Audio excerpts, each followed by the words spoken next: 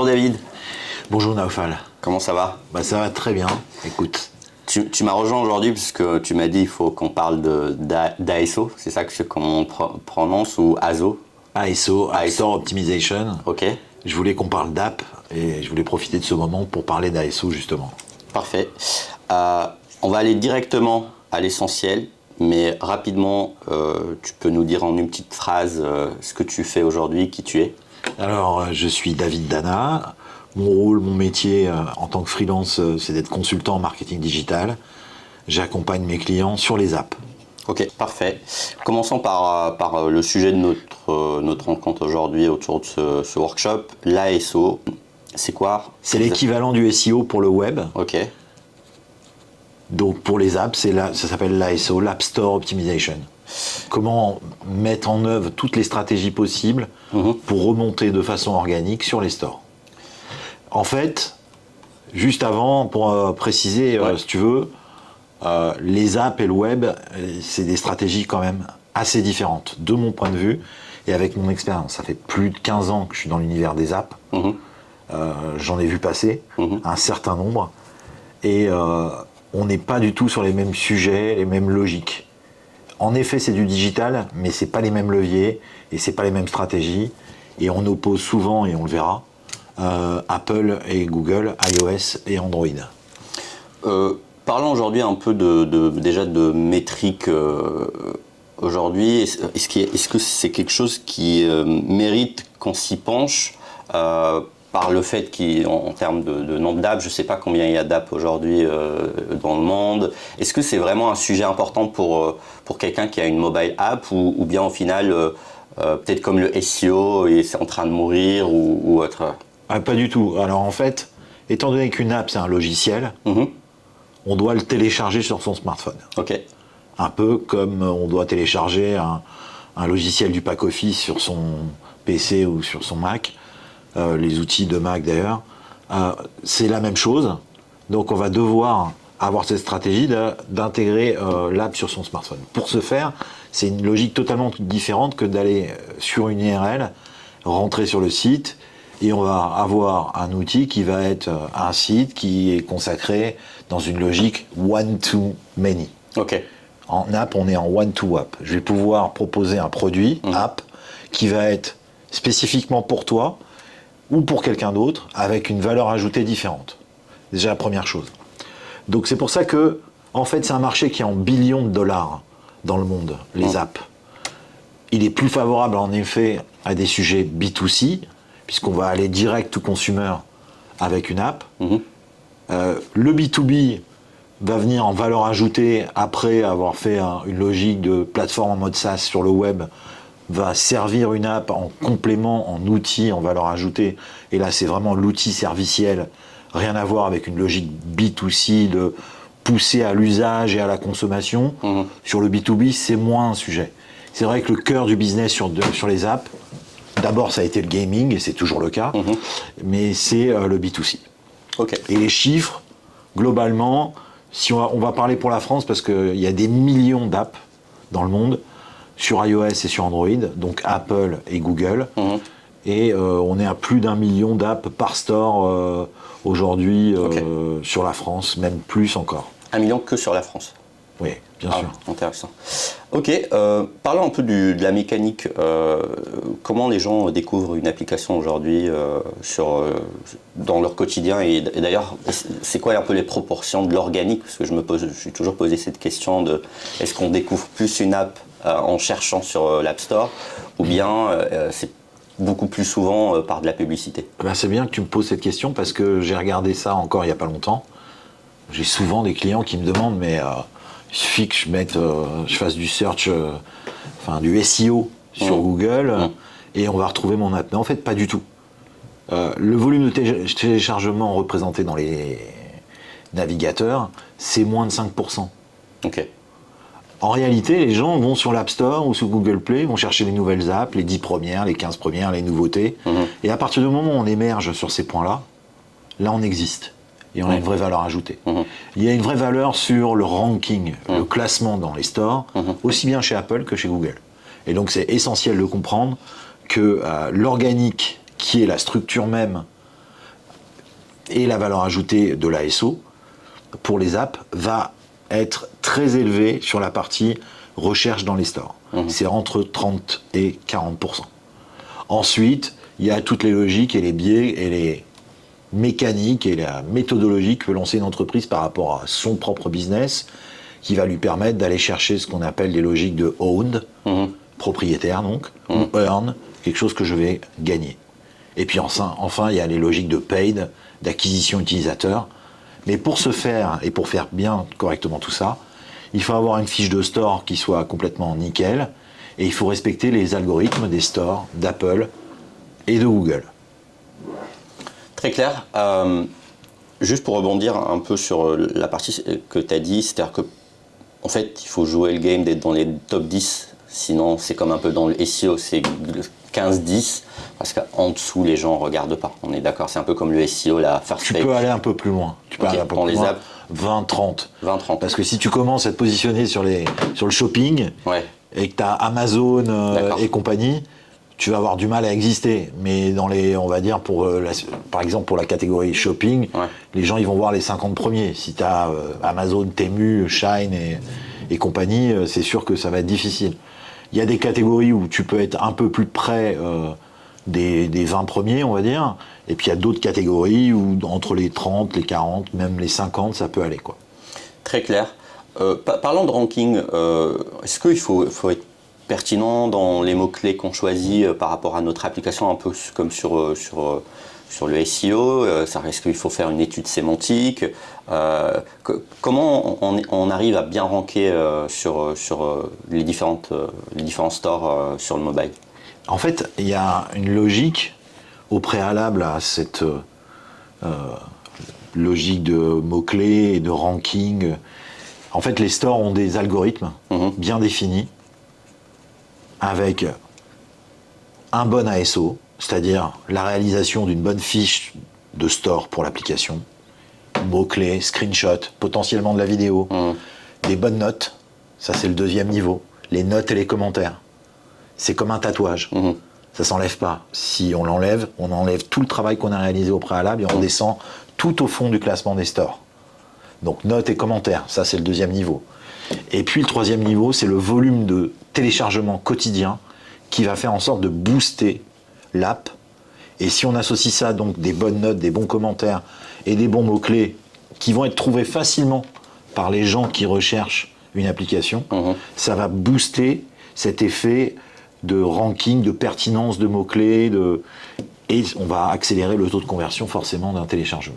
Ok, on peut refaire un récap comme ça, on les affiche en bas. Donc 1, 2, 3, c'est quoi les... Premièrement, l'App Store Optimization, c'est-à-dire la réalisation d'une bonne fiche. Bonne fiche. Avec des bons mots-clés, les bons screenshots, potentiellement de la vidéo. Ok. Deuxième niveau, les notes et les commentaires. Ok. Idéalement, être au-dessus de 4.5. Intéressant. Sur 5. C'est-à-dire que si demain je te présente une app à 1.7, ça va être difficile pour que tu la télécharges, quoi. Sauf si tu en as vraiment besoin. Mais le sueur, la goutte froide dans le dos va te circuler tout le long de l'usage de cette app, quoi. Voilà. Okay. Et le troisième niveau, c'est le fait d'avoir des téléchargements quotidiens, 365 jours par an. De la régularité. Non-stop. La régularité du téléchargement. Exactement. Et ça fait évoluer dans le bon sens les algorithmes qui vont du coup accélérer ton classement dans les stores. Ok. J'ai l'impression qu'il y a une distinction entre être sur Apple et être chez Google Android. Est-ce que tu peux un peu me dire, est-ce qu'il faut se comporter différemment l'un par rapport à l'autre, ou bien en fait c'est plus ou moins les mêmes règles qui s'appliquent? Alors c'est pas du tout les mêmes règles. On va se rendre compte que chez Apple et chez Google, c'est deux logiques différentes. D'abord, Apple a été le créateur des apps. Google est venu derrière avec Android. Et en réalité, tout ce que fait Apple, Google va le faire quelques années après, sur tous les sujets. Chez Apple, il y a une organisation très claire. On n'a pas besoin, on n'a pas l'utilité de répéter un mot-clé. Ok. Donc à partir du moment où on décide de mettre un mot-clé spécifique par rapport à notre propre activité dans le titre ou dans le sous-titre, on n'a pas besoin de le répéter à plusieurs reprises. Okay. Deuxième niveau, Il y a une description longue dans les apps qui décrit le fonctionnement de l'app, la valeur ajoutée de l'app, c'est en général 4000 caractères. Chez Apple, ce n'est que de la présentation, ça ne sert pas du tout à du référencement. Ok. En revanche, chez Google, c'est le cas. Ok. Mais on reviendra dans quelques instants sur Google. Ok. Intéressant. Donc Apple, c'est vraiment un fonctionnement spécifique. On fait rapidement en parallèle le Google et après on revient, ou bien comme tu veux, ou bien on va continue sur revenir. Apple. On va continuer sur Apple et après on viendra sur Ok. Google. Alors, dis-moi en plus. Ça va plus loin que ça. En réalité, on a un espace dans l'App Store Connect qui est l'endroit où on va déposer le bundle, le développement de l'app. Ouais. On a un volet marketing. C'est là où on va mettre le titre, le sous-titre, l'icône de l'app, les screenshots, etc., etc. Et on a un espace qui s'appelle les mots-clés cachés. Ok. C'est un espace qui contient 100 caractères, espace inclus. Ok. Donc virgule, espace, tiret, ce que tu veux. Ouais. Et c'est là où on va pouvoir positionner des mots-clés pour être trouvés aussi en référencement. Il y a les mots-clés du titre, il y a les mots-clés du sous-titre, et il y a les mots-clés cachés. Donc ça fait 30 caractères pour le titre, 30 caractères pour les sous-titres, tout ça espace inclus, et 100 caractères pour le champ des mots-clés. Pour le champ des mots-clés cachés. Et c'est avec ça qu'on va pouvoir émerger dans le store d'Apple, au niveau du wording, c'est-à-dire des mots-clés. Et donc il y a des outils qui existent pour aller peaufiner, on en reparlera tout à l'heure, mais et trouver les bons mots-clés. Mais idéalement, on s'imagine quelqu'un qui est dans la rue ou sur son canapé en train de chercher une app, il ne va pas taper des mots-clés extrêmement longs et génériques, il faut aller à l'essentiel. Ok, c'est intéressant parce que ça va à l'encontre de ce qu'on connaît par exemple dans les mécaniques de Google et que j'imagine ils appliquent aussi dans le mobile, c'est répéter déjà typiquement les mots-clés. Donc là j'ai l'impression qu'il y a vraiment une règle de non-répétition, donc en gros ça ne sert à rien de faire du keyword stuffing. C'est intéressant. Tu peux un peu nous en dire un peu plus sur les mots cachés Apple pour comprendre concrètement c'est quoi, qu'est-ce que ça veut dire Concrètement, les mots-clés cachés, ils sont dans la rubrique de l'App Store Connect. Et qu'est-ce qu'on va mettre dans ces mots-clés cachés ? On ne va pas mettre des mots-clés génériques. On va mettre des marques, des concurrents. Des concurrents. Des noms de personnes, d'individus. Ouais. En réalité, la seule personne qui va voir cette rubrique, c'est la personne qui va poser ces mots-clés et le développeur. C'est tout. Le grand public n'a pas accès à ça, personne n'a accès à ça. Et en réalité, c'est une manière de se positionner sur des concurrents. Ok. C'est-à-dire qu'en gros, tu signales une sorte de galaxie de mots-clés Apple pour qu'ils comprennent un peu mieux où est-ce que tu te positionnes, c'est un peu ça ce que tu vas prendre un objet, une marque, et tu vas dire, je vais mettre, je suis sur cette marque-là, je vais me positionner sur tous mes concurrents. Je vais donc taper le nom de l'app de mes concurrents. Ok, très clair. Voilà. D'autres choses potentiellement des marques, des gens connus même, pourquoi pas. À partir du moment où on sait que ça a une valeur ajoutée, et ça va surtout à l'essentiel. La vraie différence avec un navigateur web, c'est qu'on ne va pas taper des phrases indéfinissables ou très longues dans la recherche d'une app sur iOS. Ok. Et en revanche, sur Android... Ouais, c'était ça ma question d'après. Android, c'est différent. Là, on va être sur une logique un peu SEO friendly, c'est-à-dire qu'on va faire de la répétition de mots-clés. Le titre contient aussi 30 caractères, c'est pour ça qu'on essaie d'aligner celui d'Apple et de Google, en général, pour avoir quelque chose de cohérent. On n'a pas de sous-titres. On a en revanche une description courte qui fait 80 caractères, qui va, elle, être keywords friendly, c'est-à-dire il va y avoir vraiment des mots-clés à l'intérieur. Et la description longue, qui, elle, fait jusqu'à 4000 caractères, et qui contiendra, en effet, cette logique d'indexation de mots-clés à la Google, de 4 à 5 fois idéalement. Elle est visible ou pas, les 4 Elle est totalement visible, elle est disponible, il n'y a pas de rubrique de mots-clés cachés, il n'y a pas de sous-titres chez Google, et en général, la reco que je fais pour mes clients, c'est vous faites votre description longue chez Google, qui explique bien l'app, etc. Environ 3500 caractères sur les 4000 pour laisser un peu de place s'il y a des évolutions dans le futur. Je ne parle pas de nouveautés, mais vraiment de grosses évolutions qui vont durer dans l'avenir. Et puis, on met un peu d'emoji parce que ça marche bien chez Google. les users Google sont très emoji friendly, social friendly par rapport à Apple, exactement. Okay. Et ensuite, on la met sur Google Play Console, on retire, on fait une copie de ce document, on efface les emojis et on la copie-colle chez Apple. Comme ça, on est aligné, on a un discours qui est aligné, on a bien expliqué l'app. L'idée, c'est qu'on peut construire ça aussi avec une IA, hein. C'est très facile, avec un ChatGPT ou Claude, ça va très vite. Et c'est important d'aligner ou c'est c'est quelque chose de recommandé? C'est juste cohérent. C'est juste cohérent, c'est pour éviter de se tromper dans le discours en réalité entre deux users qui se rencontrent, un qui est sur un Samsung, l'autre sur un iPhone. C'est préférable d'avoir quelque chose d'aligné. Voilà. Ok. Ce qui suit est notre format Marketer Moment, un podcast qui invite des leaders du marketing autour d'une thématique précise. Ce format, ainsi que d'autres, sont produits par Matirs, société spécialisée en marketing à temps partagé. De la réflexion stratégique à l'exécution opérationnelle, nous mobilisons des directeurs marketing ainsi que des équipes d'experts pour résoudre des problématiques marketing les plus complexes. Je vous laisse regarder notre site web en description et je souhaite un bon visionnage. D'autres choses sur Google ? On va dire que sur Google, ce qui va compter aussi, c'est la mise en avant d'une vidéo qu'on peut héberger sur YouTube. C'est normal. Sur YouTube. Sur YouTube, okay. On l'héberge sur YouTube, okay. On la fabrique, elle est en 16/9, et là ça va mettre un peu de dynamisme. Et d'ailleurs, on a aussi une vidéo disponible chez Apple, on appelle ça une app preview. App preview.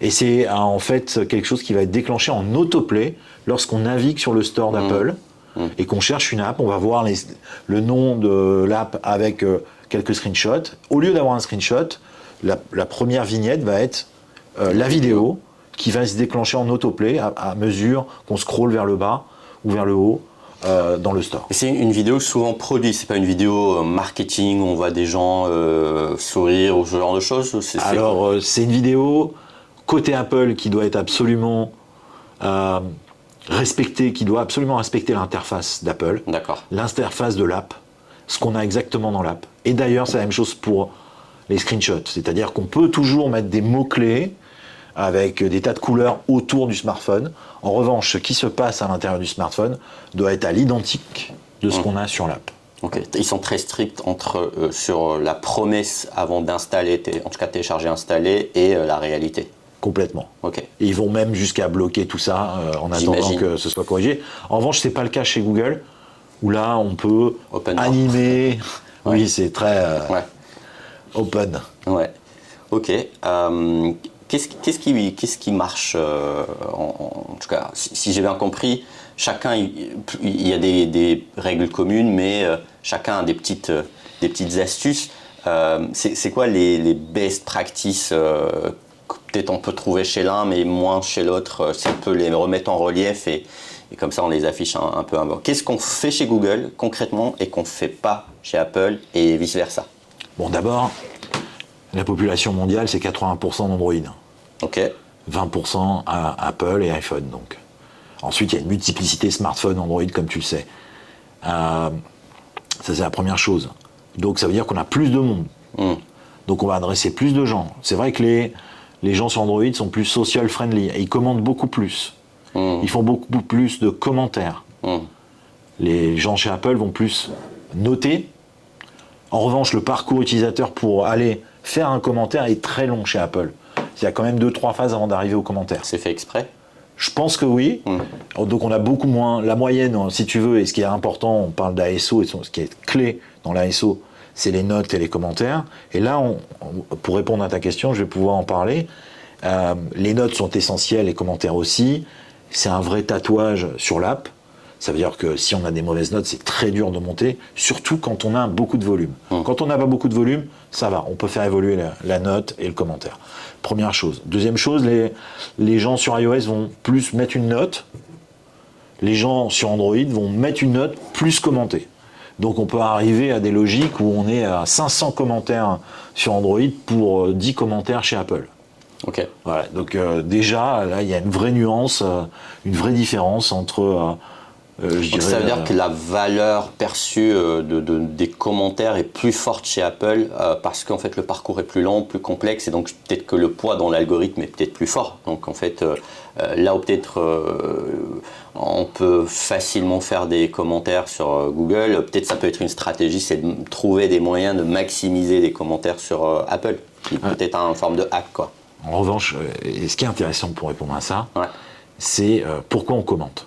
En général, soit on est très très content, mais très content, on est dans le top 5%, Oui. soit on est très mécontent et on est dans le top des 90, 100. Souvent, ouais, c'est la courbe. Et en fait, c'est 5% les plus contents et 5% les plus mécontents. C'est eux qui vont laisser des commentaires. Ok. Et on doit batailler avec ça. Et pour ce faire, pour améliorer ça, il y a des logiques, hein, il y a des actions à mener, on verra qu'il y a des outils qui nous permettent cela, mais c'est le volume d'utilisateurs qui va être beaucoup plus conséquent chez Android, évidemment. Mais quand je te dis que 80% des gens dans le monde sont Android versus iOS, en revanche, 70% des gens qui achètent un produit, un service, un achat intégré, sont sur iOS. D'accord. Ok. Donc, d'où l'importance de bien traiter les deux OS de façon quand même un peu différente. Et puis, on va travailler aussi sur ces deux stores, sur des logiques d'A/B testing. On va pouvoir performer, voire surperformer nos screenshots, nos icônes de l'app pour les améliorer.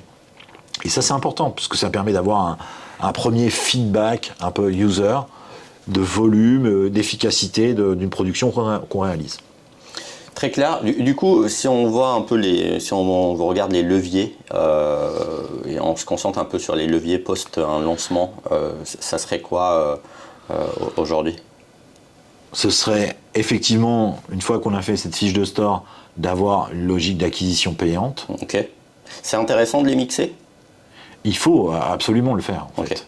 Parce que, comme je le disais précédemment, tu as 3 points importants, et le fait d'avoir des boosts quotidiens, donc des téléchargements de l'app quotidiennement, ça aide d'avoir une logique de paid, une logique d'acquisition qu'on mène sur iOS et qu'on mène sur Android, et on peut avoir des logiques différentes dans le content qu'on propose, la manière d'agir, etc., etc. C'est pas...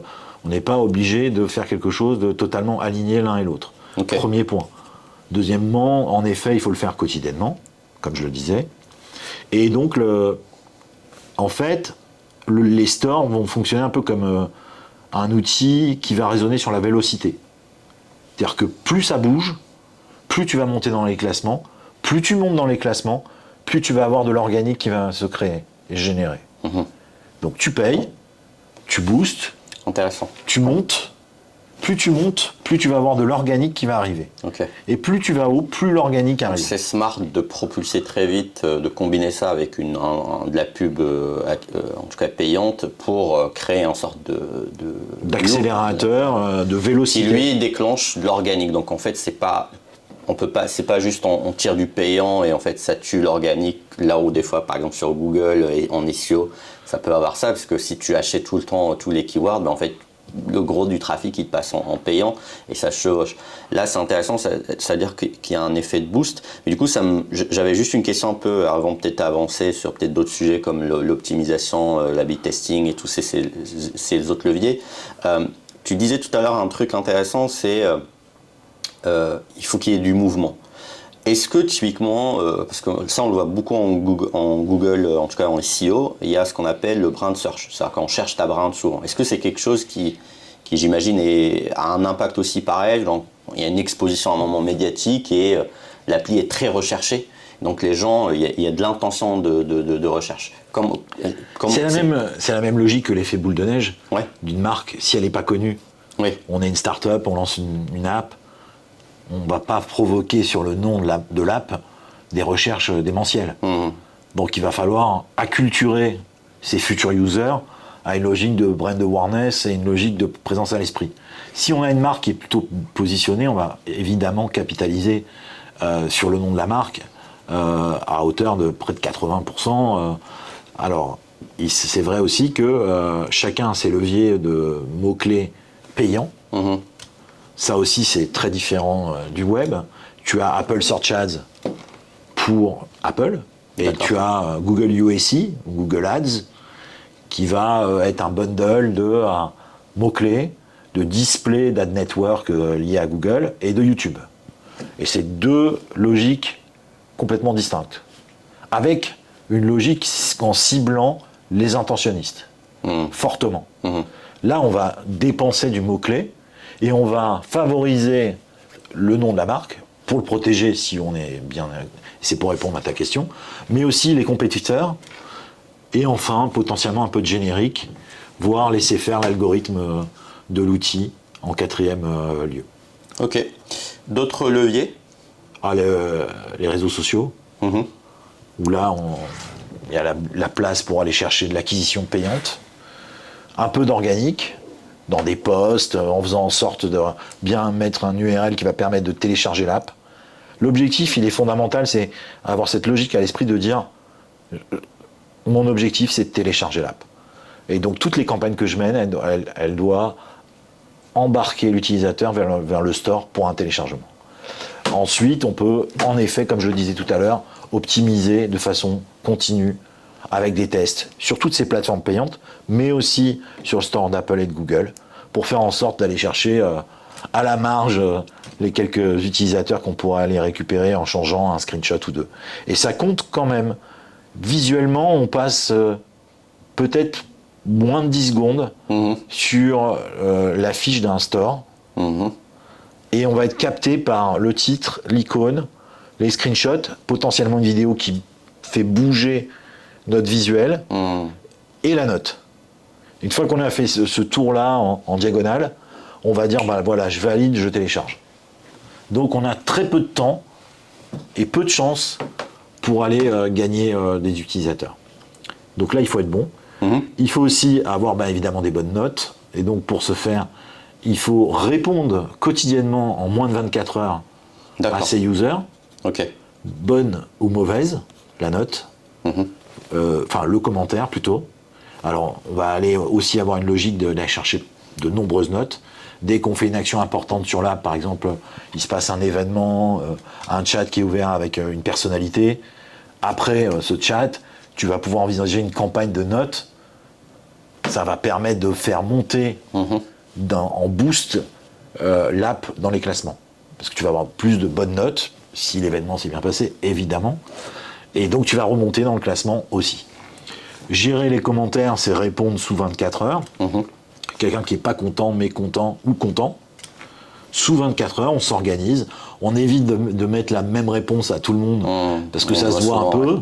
Ça se voit un peu. Copier-coller. Et puis les gens ne sont plus idiots, donc voilà. Mais peut-être envisager 3-4 types de commentaires pour savoir répondre. Potentiellement mettre un numéro WhatsApp ou un mail s'il y a des problématiques pour sortir de la boucle. Customer success, en gros, être à fond. Mais sortir de la boucle le user. Pour éviter des échanges. Intéressant. Ça, il faut éviter que ça part en discussion dans les commentaires? Alors, ça peut chez Google. D'accord. Tu peux monter à autant d'échanges que tu veux. Chez Apple, c'est le user met un commentaire, tu réponds. C'est fini. Il peut mettre un deuxième commentaire, tu peux plus répondre. D'accord. Mais le dernier mot, c'est au user. Chez Apple, la priorité, c'est le user. Le mec qui se plaint. Et si on veut. Et puis enfin, un outil marketing assez fort et qui nous permet de capitaliser sur à la fois notre future content, etc., ce sont les mises à jour régulières. Où là, on va pouvoir justement exploiter ça pour dire on a encore quelque chose à raconter, avec une nouveauté, une nouvelle feature. Et dans les deux apps, il faut jouer là-dessus aussi. Ça compte énormément. C'est un outil marketing pour moi, la mise à jour. Ok, très clair. Dans les stratégies un peu avancées, les sujets de type localisation, est-ce qu'il y a des techniques un peu plus avancées? Parce que je vois aussi des applications qui se déploient à l'international. Est-ce qu'il faut adapter? Comment on fait? La langue, c'est un marché. Oui, exact. Et des pays. Et donc, il faut être prêt à aller conquérir ce pays-là. Donc, on doit choisir entre l'anglais UK, l'anglais américain. Si on adresse l'anglais américain, ça veut dire qu'on adresse les US, potentiellement les pays autour. Le UK, pareil, avec cette même logique-là. L'espagnol, l'Espagne, potentiellement réduire à juste l'Espagne et pas la TAM. Donc il faut savoir aussi bien diriger son développement. Et je pense que c'est important d'avoir cette logique de préparation avant. En disant, de toute façon, mon store, il doit ressembler à mon utilisateur. Mon utilisateur, il parle polonais, il parle espagnol, il parle allemand ou français. Et il faut lui parler dans cette langue-là, avec cette culture-là. Et les mots-clés sont en correspondance. On va pas mettre des mots-clés espagnols dans le store polonais. Ça n'a pas d'efficacité. On va pas mettre de l'anglais pour tout le monde. D'accord. Parce qu'il y a des gens qui ne supportent pas ou mal l'anglais. Et on ne va pas les vexer dans leur culture. Et c'est intéressant de conserver cette culture. Je l'ai testé pour de très nombreux pays de façon très différente. Et c'est essentiel de conserver cette ligne culturelle. De paraître local, d'une manière. De montrer qu'on est local, qu'on a la velléité à être proche des gens en local. Voilà. Et du coup, sur les différents stores, il y a des gestionnaires, j'imagine, qui permettent de piloter un peu les différents pays, d'avoir un peu de structurer ça. Et tu as un changement de langue sur le côté. Et puis tu peux tout à fait aussi, par exemple, pour le Middle East, tu peux me mettre en anglais et dans la langue locale en arabe. Ça te permet d'avoir deux langues, de jouer sur les deux. Et c'est au user de choisir quand il entre dans l'app. Et justement, quand il utilise aussi son smartphone, il peut avoir son smartphone tout en anglais ou tout en arabe. Il se trouve qu'il y a une forte communauté d'expats là-bas, très forte. Et c'est pour ça qu'il faut avoir les deux, par exemple. Il y a beaucoup de pays comme ça, dans différentes langues, où il y a 2-3 communautés où il faut être quand même fort au niveau de la langue. Et c'est intéressant parce que la partie, on va dire, langue, j'ai l'impression des fois, on t'oblige moi j'ai eu plein de cas où typiquement une application me demandait d'être sur un store américain pour y accéder. Comment gérer ça? Est-ce que c'est lié, est-ce que c'est des restrictions d'Apple? Est-ce que c'est une restriction de celui qui est derrière l'application? Parce que des fois, en fait, on a envie de consommer une app et on nous oblige à basculer même vers un store où il y a une langue qui est plus spécifique. Alors en théorie, c'est à partir du moment où tu achètes ton smartphone et que tu le configures. Quand tu fais l'onboarding, on te demande de choisir ta langue. Et normalement, tu dois être sur la langue et le pays que tu as notifié dans ton onboarding du smartphone. Et à partir de là, le logiciel qui pilote le smartphone, à savoir l'OS, et donc iOS pour Apple et Android pour Google, va t'orienter sur la langue automatique que tu as définie au départ. Et dans le store, ainsi fait. Donc ça veut dire que si tu voyages, tu vas être toujours sur ton... Normalement, en théorie, tu es toujours sur ton store. D'accord, ok. Maintenant, c'est pour ça que, par exemple, j'ai pas accès au store américain d'ici, il faut que je change tout dans mon smartphone, etc. Très clair. On a mis en place tout ça, c'est super, c'est génial, mais moi, à un moment donné, j'ai une question, c'est comment je sais que ça performe? Est-ce qu'il y a des KPI, des métriques globalement qui nous facilitent la tâche pour voir que vraiment ça marche? Au-delà de, j'imagine, les métriques, tu vas me dire oui, les téléchargements, mais est-ce qu'en vrai, il y a des métriques intrinsèques qui permettent de dire, ok, ma stratégie fonctionne, l'ASO commence à vraiment contribuer à ce que je fais? Alors j'en ai dévoilé déjà certains, mais tu vas me dire, bien sûr, oui, évidemment que je vais te parler de téléchargement. C'est logique. Et la croissance, la tendance de la croissance du téléchargement, c'est ça qui est intéressant à analyser. Mais pour analyser ça, il faut aussi analyser le taux de conversion, c'est-à-dire l'efficacité du store à contribuer au téléchargement. Donc, est-ce que on imagine qu'on a un funnel dans lequel on va trouver soit une campagne de pub, soit un utilisateur qui va directement sur le store. Est-ce qu'il va nous trouver facilement? Ensuite, on va analyser s'il a converti ou pas jusqu'au téléchargement. Et donc l'ouverture de l'app. Considéré comme téléchargement, c'est l'ouverture de l'app. Apple et Google ne se contentent pas uniquement de dire voilà, il a téléchargé l'app mais il l'a pas ouverte, on ne sait pas. Tant qu'on n'a pas actionné le levier d'ouverture, on ne sait pas. Je te donne un exemple très concret. qui arrive très souvent. On va pour télécharger une app et d'un coup on reçoit un coup de fil. Oui. Et puis on oublie qu'on a téléchargé cette app et 3 semaines après on l'ouvre et on rentre dans le funnel de l'app et des logiques proposées par l'app, juste tout simplement. Ok. Il y a aussi, en effet, le classement des mots-clés, on a des outils pour ça. Voilà, c'était ma question. On peut savoir plus ou moins à quel niveau on est par rapport à un mot-clé. Il y a des outils, c'est quoi? Il y a des outils qui s'appellent, les plus connus sont Data AI, AppTweak, AppTweak. AppFollow. Ah oui, ça me parle, lui. D'accord. Et ces 3 outils-là, mais il y en a d'autres, vont par exemple nous permettre d'identifier le taux d'efficacité d'un mot-clé. D'accord. Par rapport à un autre. Le nombre d'apps qui utilisent ce mot-clé. Ok, intéressant. Donc par exemple, quand tu sais que le mot-clé shopping, il est utilisé par... Il plafonne à 250 pour certaines plateformes, donc dès que c'est au-delà de 250 apps, tu vas pas perdre ton temps à mettre le mot-clé shopping, ça veut dire que tu existes à partir de la 251e app qui va apparaître dans le défilement des apps sur le store. Donc ça n'a pas d'intérêt. Il faut se positionner au plus près, évidemment. Donc plus il y a d'apps dans le monde, plus les mots-clés sont utilisés, évidemment aussi. Il faut avoir cette logique-là et ces outils permettent d'avoir le bon alliage entre l'efficacité et la difficulté. Ça, c'est un bon outil. Après, c'est vrai que je t'ai vu rebondir sur AppFollow, mais oui. AppFollow a un petit truc en plus que j'aime bien, c'est qu'ils vont avoir toute une analyse des notes et des commentaires aussi. En mode sémantique ou en mode sentiment? Sémantique, absolument. Ok, intéressant. Okay. Sentiment, sémantique, analyse, et ça, c'est de l'insight pour l'équipe product pour aller améliorer l'app dans le futur. Ok.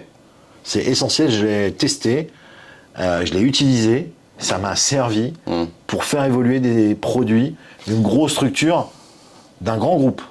C'est sympa et intéressant parce que je vois l'intérêt, c'est typiquement détecter qu'il y a un mot-clé qui revient et qu'il est adossé, j'imagine, à un sentiment négatif, ce qui permet à ce que détecter que ce mot-clé soit lié à une feature dans l'application et donc améliorer l'application. Et d'autant plus que ça va permettre d'évacuer les j'aime pas la couleur de l'app. Oui, bien sûr.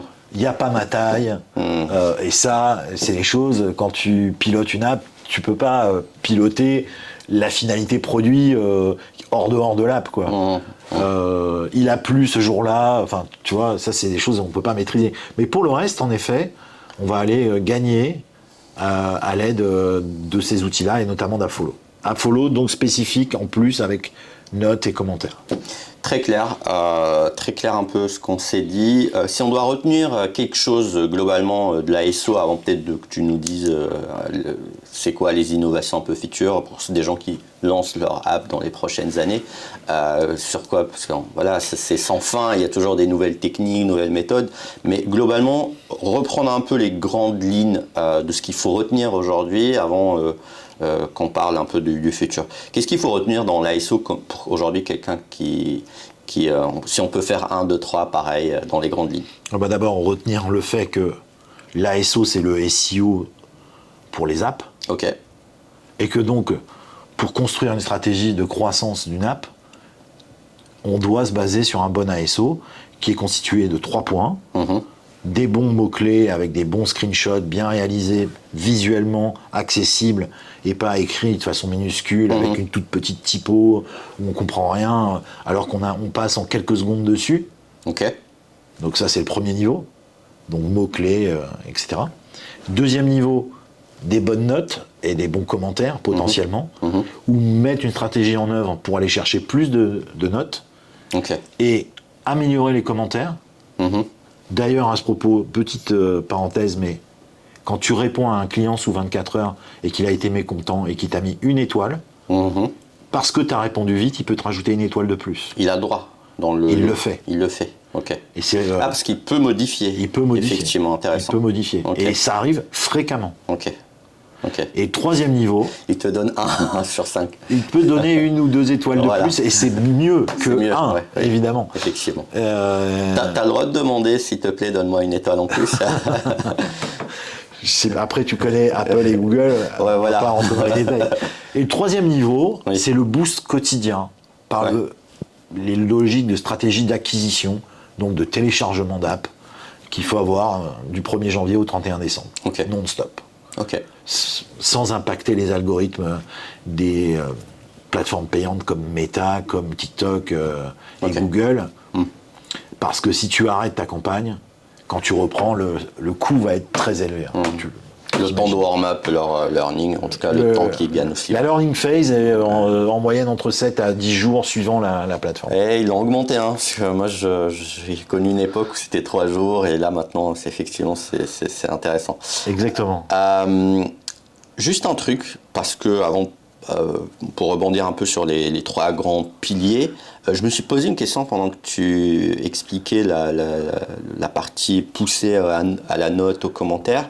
C'est que moi, typiquement, par exemple, sur des plateformes comme Product Hunt, etc., ils ont beaucoup travaillé pour contrer les incentives. C'est-à-dire, laisse-nous un truc, un pouce et on le verra, et donc tu as 15% sur l'appli. Est-ce que tu as le droit de faire ça? Est-ce que tu as le droit de faire des incentives in-app que je vois souvent, qu'on voit tous au niveau du produit, pour sortir bien noté et après être récompensé, rémunéré? Ou bien aujourd'hui, les plateformes Apple, Google détectent ça et les flaguent? Alors, déjà, la logique pour noter une app, on a tendance à la mettre en œuvre dans l'app. Parce qu'on appelle un outil qui s'appelle l'in-app. C'est un push qui est envoyé à l'intérieur de l'app, qui peut avoir la forme d'un push extérieur qu'on voit sur ton smartphone, ou toute la taille de l'écran, ou différentes tailles, et c'est un prompt, visuellement, qui va permettre de raconter une histoire au user. Après, de là, la logique de pousser et d'incentiver, Apple est contre, déteste et t'exclut. Ils sont radicaux. Je les ai vus exclure pour moins que ça par le passé. Donc, on va éviter. Ce qui se passe à l'extérieur de l'app, sur le web, dans les réseaux sociaux, etc., c'est autre chose. Mais ce qui se passe dans l'app, ça ne doit pas être à valeur de commercer ta note pour justement être en avant sur le store, quoi. Très clair. Google, c'est proche, mais c'est moins dur, on va dire. Voilà. Bon, j'ai compris qu'ils étaient plus vers le open bar que le Apple. C'est 2 mondes. Ouais, exact. Différent. Parlons du futur un peu pour finir. Là, pour tous ces dirigeants aujourd'hui ou fondateurs qui lancent des apps ou peut-être qui sont en train de construire leurs apps, s'ils doivent se positionner aujourd'hui sur des nouvelles techniques, c'est quoi un peu le futur de l'ASO? L'ASO a évolué beaucoup avec Apple. Et donc Google a suivi, Android a suivi, et on peut désormais avoir différentes fiches de store. D'accord, Une classique, une pour les fêtes des mères, une pour la rentrée des classes, une pour le Black Friday et Christmas, ou 2 même, ou pour un événement précis. Donc on va aller chercher les KCPs, les moments clés de l'année, qui vont justement nous drainer presque naturellement, ou en tout cas potentiellement naturellement, des téléchargements, et donc à mettre en œuvre une page différente, avec un look and feel différent par rapport à la période donnée. Ça, c'est le premier point, ce qu'on appelle les custom product page chez Apple. Et tu as l'équivalent chez Google Play, j'ai oublié le terme, mais c'est presque l'équivalent. On va aussi avoir la mise en avant sur le store d'Apple, qu'on appelle événement. C'est une espèce de... c'est un contenu visuel qui est un espèce de rectangle que tu peux voir quand tu vas sur le store d'Apple, et tu vas pouvoir les publier depuis l'App Store Connect, créer un visuel, et justement pour pousser à l'animation de ton app, au caractère de l'app, à l'état d'esprit, ou alors à une rubrique tendance que pourrait potentiellement lancer Apple, de mise en avant, et ça c'est gratuit. Tu peux aussi potentiellement rencontrer les gens d'Apple autour d'un déjeuner et pousser ton app à... Ça marche comme ça aussi? Ça fonctionne comme ça.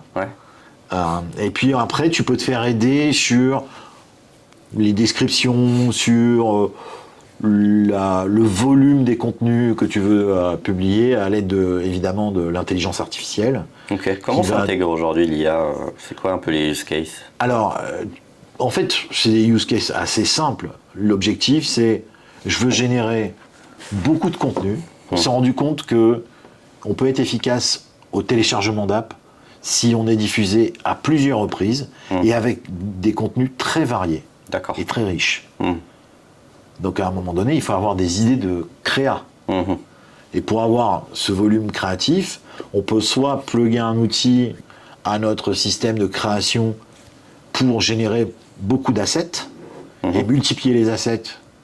Moi, en général, sur des campagnes, j'utilise 7 à 10 assets par campagne pour justement, à chaque fois, apporter quelque chose de frais, d'innovant. Et ça me permet aussi de mesurer le coût au téléchargement de façon plus efficace.